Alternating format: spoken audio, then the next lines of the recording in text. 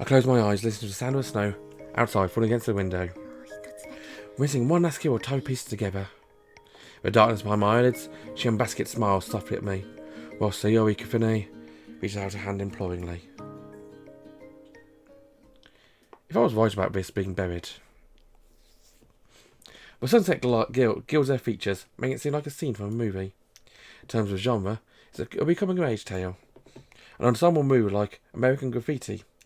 A young girl set to leave a town, come and say a final goodbye to a nun she forged a close relationship with. The nun's cheeks flushed. She smiles at the girl as she gazes through a delicate flower, lays a hand on her shoulder and nods. Must have given the girl's decision a blessing. Side by side in the entrance, the two head inside. Looks like it went well. Whisper resounds in my ear and I'm instantly returned to reality.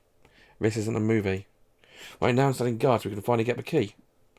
As I watch Takasaki and Sister Basket head towards the ballet classroom, thinking back on the events of last night. In the specimen room, Ringo gives me a hint I needed to move towards a resolution. Missing one last key. What else what this key could be? The key in Sister Basket's room. A key? You mean? Like she explained before, the key to solving always is hidden somewhere in Sister Basket's room.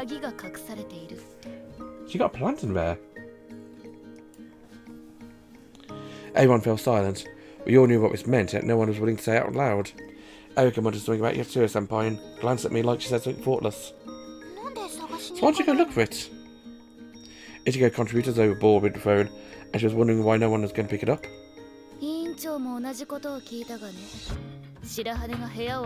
Prayers asked the same thing, but Shirahane has always turned out to be almost like down and found nothing. We need a lead. I mean, unless we have some idea of what we're looking for, like a diary or photo or something, things just pan out exactly the same way again. I don't really know what pans have got to do with it, but if it's a key, it's surely that hard to find. Where's the key, right? Well, I guess it might be hard to find if it's really small. She said it was the most obvious thing in the world. A key? All this time I assumed it was some kind of metaphor. Even factoring my own deductions, it makes sense it should actually be an actual key. What? What to say? Something extremely helpful. So Shirahane, did you see any suspicious keys in her room? I shook my head. I think I have several keys, but they all look familiar to me, such as the key to a greenhouses. It's probably hidden somewhere. Did you see somewhere it could be? She stopped her mind, probably also jumping back to when we searched Kamikade-senpai's room. We all looked at one another and grinned. The innocence of Father Brown. If a wise man hides a leaf in a forest, then a key must be hidden in one of her many teddy bears.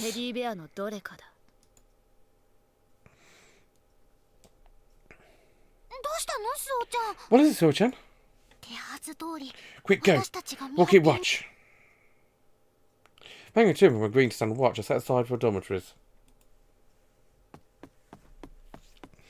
As I hurry back to the dorms, I think back on our conversation in the specimen room. It's great we have an idea of where the key is hidden, but there's still one problem. I'm thinking Eric and I clasped hands in delight, but Takasaki regards us with a troubled expression. What's but?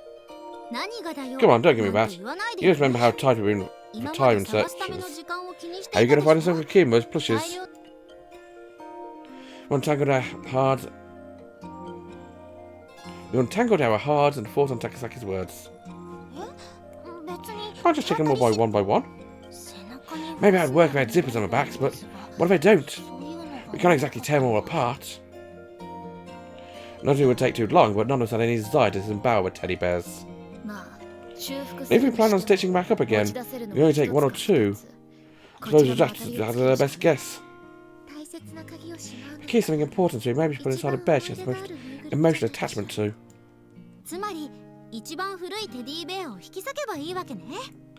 That's such a violent thing to say, Chidori. We just need to take the oldest ones. Did you really have to be so graphic? Well, no, quite slightly being my oldest bear.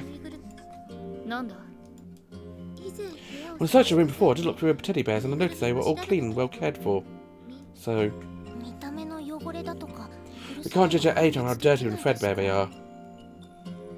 Ringo voiced my concern and everyone frowned. When teddy bears made differently depending on the era? Like a different fur or their arms stick out like this. Yeah, I've heard that too. Actually, certain characteristics are different depending on the time period. Everyone looked at Erican, but as though she might know how to distinguish them. Don't look at me, just something I remember hearing. I'm not trying to brag, I've never once in my entire life been recipient of a teddy bear. I had dolls when I was little, but not teddy bears. Same goes for me. Personally, I was always preferred playing outside. Ditto. How about you, Shirahane? You're not the kind of girl to be interested in teddy bears? I called my father to give me a doll at some point, but my introverted self-preservation, watching movies and reading books, to playing toys. So as my answer to silence, Erica seemed unsurprised. What is it? We just need to know which ones are old, right? Yeah, that's the problem. No, wait a minute. My Mayuri partner responds crisply, stroking her braids, looking proud of herself. I can identify antique teddy bears. Since the basket room is still and silent as the fight outside. Bloody hell. I don't think we've actually shown us a room like this. She does have a lot of bears.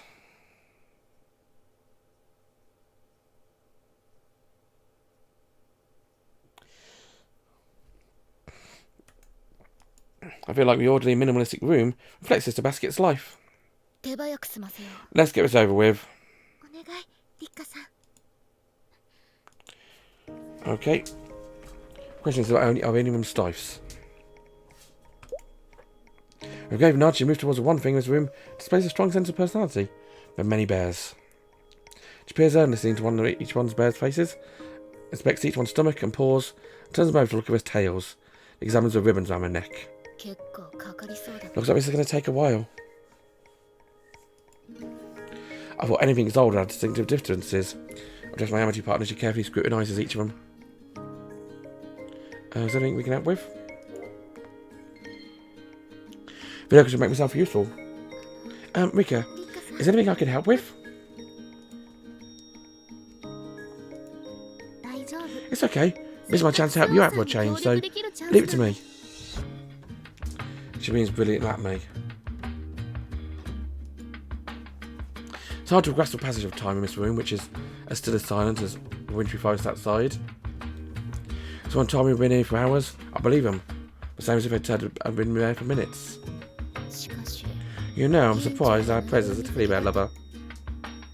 Perhaps not able to bear the silence any longer. Erica gently breaks it. My Amitié partner responds without pausing in a task. I got a lot of plushes and dolls when my family was younger. Would you have preferred tea leaves and pretty cups? Well, I was only little, so I was happy to get those toys. I don't have many more, though. Come to think of it, never heard anything about your siblings. Did you hand them down to your younger sister? Rika shakes her head, gazing at sea of teddy bears. Offer them away. Oh.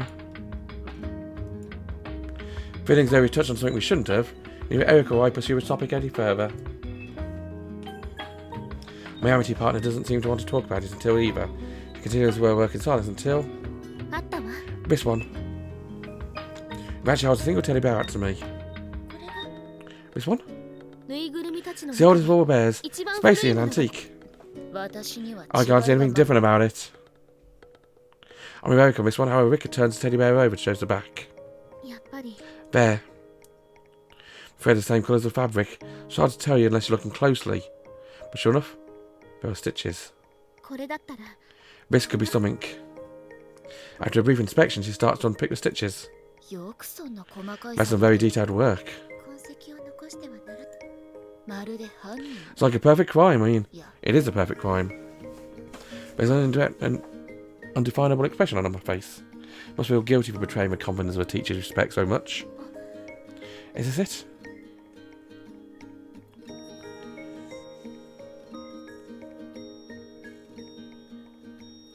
We can hold an old, ornate key, like something from a fairy tale. The head bears a crest of Saint Angraecum Academy.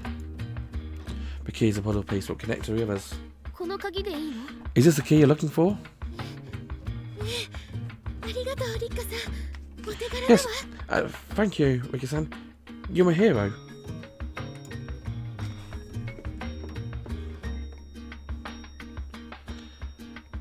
As I take the key in my hand, I hope surges in my chest.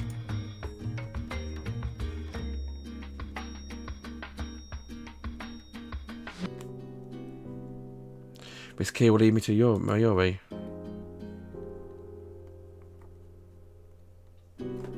Hold on my chest and close my eyes. Wind batters the window. I hear a laboured screech of a secret door finally being pushed open. Now the problem with a key,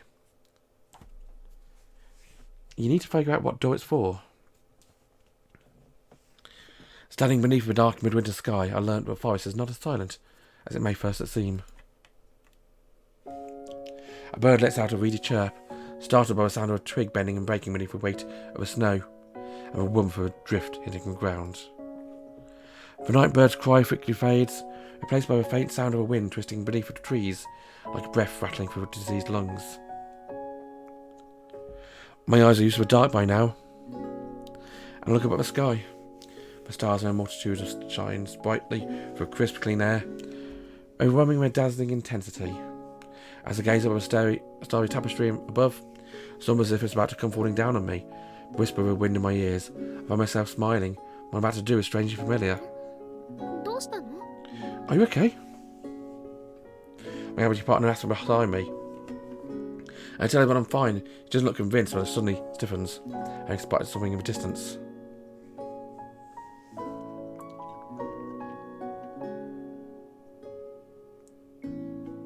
Squinting at Dex is looking as a faint crunch of snow beneath feet before shadows appear. My fellow travellers. I'm sorry we kept you waiting. Oh no, it's fine. We're early. Takasaki jokes us behind Erika's wheelchair. It's like we're meeting for a double date. Then from behind them. We're going to move on before Mother Katabami finds us. Indeed, indeed. The twins gently urge us on. Surprisingly sensible suggestion from you two. Off we go then.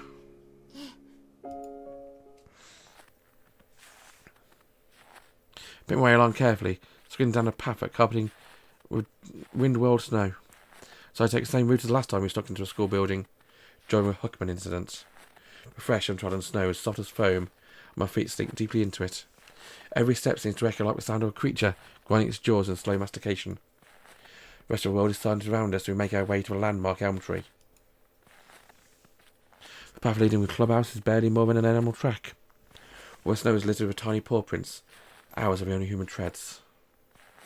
Turning back from time to time to check on the others, I lead the way, making sure to pick the easiest path for the rest of them, especially Erika. At last we arrive at the clubhouse building. It doesn't look like there's anyone on patrol. There's still time if I do around. Come on, you're up. Oh, why you last slave die of? You owe me for this big time. Pulls out lockpicking kit, get to work on the door. Next, battle up. Unlocks the door in no time and informs me which to take half my lunch as payment.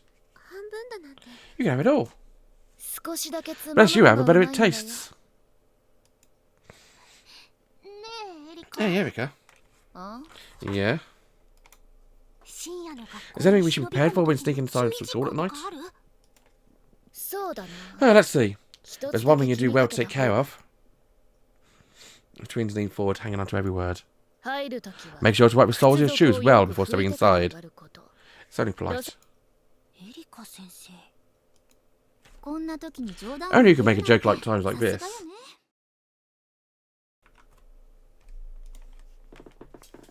She shrugs and looks at the rest of us, urging us on. The tension has eased slightly. I attempt to open the door quietly, but my heart leaps into my throat when instead, now it's that large squeak, which seems to echo through the entire building. It seems to echo all the way through to Sunday. Bye-bye.